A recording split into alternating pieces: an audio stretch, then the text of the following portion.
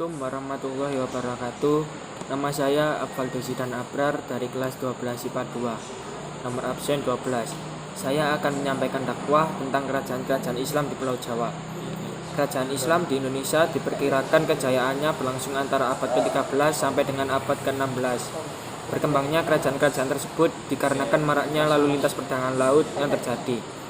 Pedagang-pedagang Islam dari Arab, India, Persia, Tiongkok berbaur dengan masyarakat Indonesia yang menyebabkan menyebarnya agama Islam di Indonesia. Kerajaan tersebut tersebar pesat di beberapa daerah di Indonesia yaitu Sumatera, Jawa, Maluku, dan Sulawesi. Masuknya Islam di Indonesia menandai munculnya era baru dalam berbagai aspek kehidupan yang berkembang di masyarakat. Islam masuk di Pulau Jawa melalui bandar-bandar di pesisir pantai utara Jawa dengan aktivitas perdagangan. Pada perkembangannya, proses Islamisasi di Pulau Jawa mampu menggeser eksistensi kerajaan Hindu-Buddha seperti Majapahit, Pajajaran, dan Pasundan. Kerajaan Islam pertama yang ada di Jawa yaitu Kerajaan Demak. Kerajaan Demak didirikan oleh Raden Patah pada 1475. Kerajaan ini berpusat di pesisir utara Jawa Tengah. Demak pada awalnya adalah wilayah kadipaten di bawah kerajaan Majapahit. Namun, pada awal abad ke-15 Raden Patah mampu menaklukkan Majapahit dan menjadikan Demak sebagai kerajaan berdaulat. Kerajaan Demak memiliki corak ekonomi perdagangan dan maritim. Dalam buku Islamisasi dan Perkembangan Kerajaan-Kerajaan Islam di Indonesia tahun 2012 karya Daliman, pada abad ke-16 Demak menjadi pusat logistik beras dari daerah pedalaman Jawa Tengah. Hal tersebut menjadikan Demak sebagai pengekspor terbesar di lautan Nusantara. Kerajaan Demak mencapai puncak kejayaan pada masa Sultan Trenggono dengan menaklukkan hampir seluruh Pulau Jawa dan menjadikan kerajaan Banjar sebagai kerajaan bawahan. Dari segi agama, kerajaan Demak mampu menjadikan Islam sebagai agama utama di daerah Jawa. Pesantren dan pusat pendidikan Islam di Jawa juga mulai berkembang pesat pada masa Kerajaan Demak. Selain Kerajaan Demak, ada juga Kerajaan Mataram Islam. Kerajaan Mataram Islam merupakan salah satu kerajaan Islam yang cukup berpengaruh di Pulau Jawa. Kerajaan ini berdiri pada abad ke-16 Masehi di bawah pimpinan Raja Sutawijaya. Kerajaan Mataram Islam atau biasa dikenal dengan Kesultanan Mataram merupakan hasil perebutan kekuasaan antara Sutawijaya dengan Sultan Hadiwijaya dari Kerajaan Pajang. Sutawijaya berhasil memperoleh kemenangan sehingga tahta kerajaan pun berhasil didapatkannya.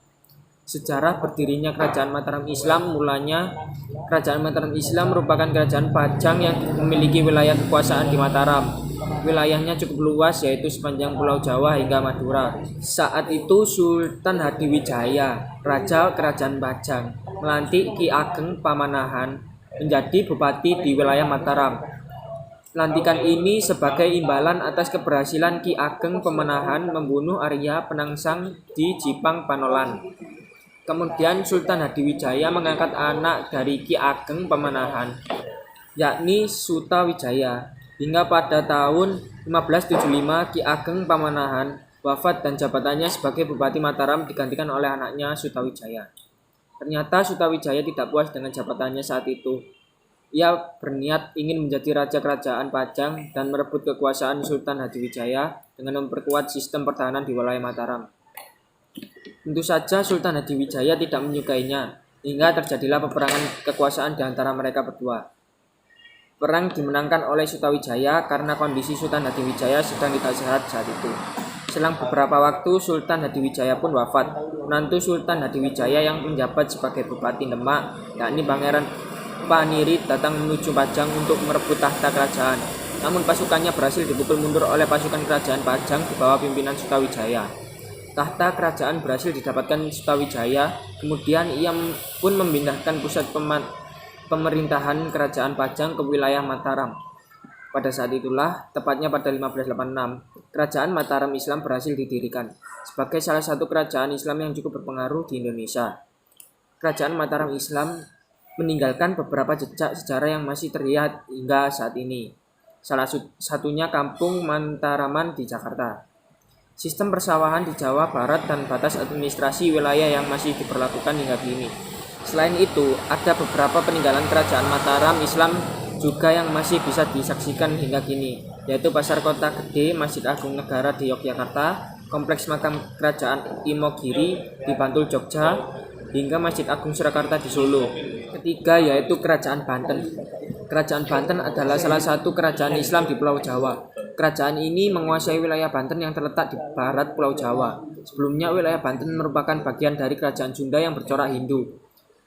H.J. de Graaf dalam bukunya Kerajaan-Kerajaan Islam Pertama di Jawa tahun 1985 menuturkan Kerajaan Banten berdiri di abad ke-16 pada tahun 1524 atau 1525. Nurullah dari Pasal yang kelak menjadi Sunan Gunung Jati berlayar dari Demak ke Jawa Barat. Saat itu pusat pengembangan agama Islam di Jawa masih terpusat di Demak. Sunan Gunung Jati dan putranya Hasanuddin melebarkan pengaruh Islam ke barat Pulau Jawa. Saat itu kerajaan Sunda bersekutu dengan Portugis, namun dibantu oleh tentara Demak. Sunan Gunung Jati dan Hasanuddin menyingkirkan Bupati Sunda untuk mengambil alih Banten. Dalam Ragam Pusaka Budaya Banten tahun 2007, Sunan Gunung Jati memilih menjadi Sultan Cirebon. Banten diserahkan kepada anaknya, Sultan Hasanuddin.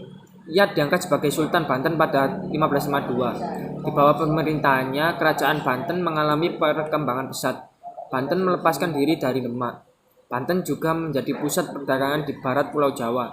Setelah Hasanuddin, raja-raja yang pernah memerintah yakni Maulana Yusuf tahun 1570 sampai 1585, Maulana Muhammad 1585 sampai 1596, Sultan Abdul Fakir 1596 sampai 1651, Sultan Ageng Tirtayasa 1651 sampai 1683. Di bawah Maulana Yusuf, kerajaan Sunda yang bercorak Hindu juga takluk pada tahun 1579. Kerajaan Banten mencapai puncak kejayaannya pada masa pemerintahan Sultan Ageng Tirtayasa. Di bawah kepemimpinannya, Banten melawan VOC yang ingin memonopoli perdagangan. Sayangnya Sultan Ageng Tirtayasa gagal mengalahkan VOC karena dihianati putranya Sultan Haji. Sekian dakwah yang bisa saya sampaikan. Bila ada kata yang salah mohon dimaafkan. Wabillahi taufiq wal hidayah. Wassalamualaikum warahmatullahi wabarakatuh.